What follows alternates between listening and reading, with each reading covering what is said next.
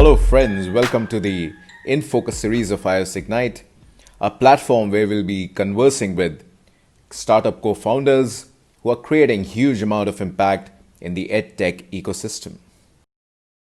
To In Focus series with iOS Ignite. It's a Hey pleasure. Kush, thanks a lot for having me here. So, for my viewers, let me introduce Ms. Richa Sahu. She is an engineer and then graduated from the Indian School of Business, Hyderabad. Has been an experienced professional for more than a decade now, and has had some great contribution to make when it comes to the education sector in India.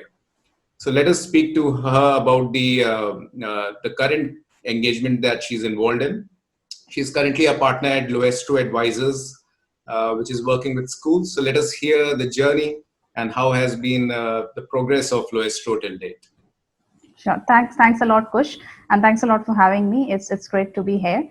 To give you some background about Loestro Advisors, it was incorporated 2 years back, and it's not just schools that we work with. We work with stakeholders across the education space. So that means we work with the preschools, we work with K-12, higher ed, test prep, as well as edtech companies. So I have been in education for more than 7 to 8 years now. There are two more partners, and amongst the three of us, we must be having combined experience of more than 40 to 50 years. So that's about the partner profile and the company. Education is something that I always found interesting because it's like an essential services, and it impacts each one of us in multiple ways, right? Being in this sector, it automatically, it's very hard not to like this space because there is so much of the macro indicators that keeps changing and the industry dynamics that keep changing, and every aspect of education differs. Like preschool will differ from K-12, or it will differ from test prep. The regulatory environment differs. It differs by state to state, country to country. So it's a very interesting space to be in. And Loestro Advisors work in the three main service areas, primarily being mergers and acquisition, fundraise, and advisory. So when it comes to M&A, we have been part of some very marquee deals, and we had been instrumental in executing cross-border acquisition transactions that has happened over the last 2 years. So that involved Nord Anglia acquiring Oak Ridge Group of Schools, or Cognita acquiring Chip Group of Schools. And we were also the primary advisor when First Cry acquired OI.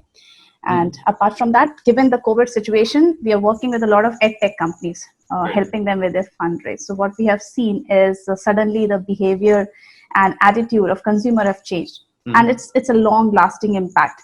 And edtech companies are reaping benefits of it. So we are actively involved with multiple edtech companies, helping them with their fundraise. And advisory is a strong arm where we work with strategy and operations advisory to all the different players in the education space. Right. So how do you see, since you're working with so many stakeholders in the ecosystem, so how do you see them responding to these times, which are pretty much challenging for most of us? What do you see they are doing in order to cope up, to be in the business, to remain sustainable?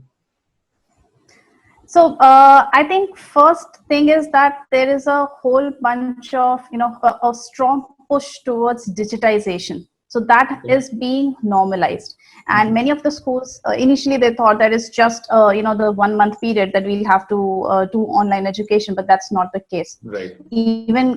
Virus is not going anywhere, right? So even when the lockdown eases or the school opens, open fully. And there might be a second wave of lockdown as well. So for this entire year, the phygital way of learning, the amalgamation of the physical space as well as the digital space, that will continue to happen. And this will change a lot of infrastructure change in terms of the technology investment that the schools have done or higher ed have done, and also from the how teachers have been trained to teach students, or how students have been trained to learn. So there will be a lot of shift and changes that we will be seeing, which are here to stay. Right, right. So how do you see as a company, what all contributions, specifically in these times of COVID, would you want to make in order to support your clientele?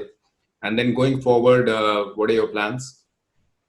Sure. So, in fact, we have worked on multiple research reports, multiple articles that we have been releasing quite frequently to assist our clients and the schools in the wider space to how to cope up. So that includes the investment in technology space that they would have to do, or how they will have to change operations when the school reopens, and helping them in planning for it.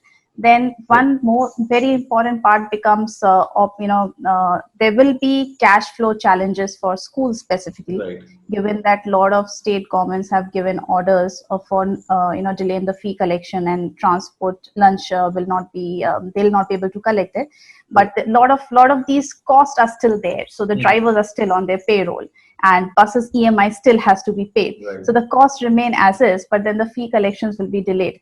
So how to best in the best way solve this problem and come up with the right budgeting solutions. We also launched a product called Education Continuity Fund, where we helped schools bridge their working capital needs, and on the other end we worked with the financial institutions and connected them with schools to give them the working capital to give them relief from the short term loans, to give them those short term loans. So that also helped our clients a lot. Sure. And that's about it. And we have been actively advising our clients to how to sail through this period and how to be prepared in a much better way. Sure. So right now you're working with clients pan India, and or you're planning to go pan India, or how's the current situation? We are working with clients pan India, so from Mumbai to Delhi to Chennai. So and most of our clients are in the bigger cities, so that's about it. But Delhi, Mumbai, Hyderabad, Bangalore, Chennai, Kerala. So our clients are spread across, and we work on different kind of assignments with them. Fantastic. So Richa, wishing you all the best from iOS Ignite. And thank you. Thanks a lot, Kush. It's a pleasure having you with us. So we hope that you get connected through our platform to different clientele and more schools and colleges and edtech companies. So the entire purpose of having this interview is to develop this ecosystem, especially in these challenging times. So thanks a lot.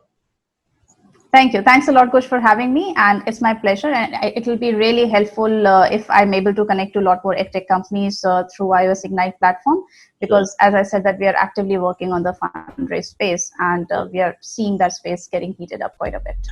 Thank you. Thank you so much. Thanks a lot.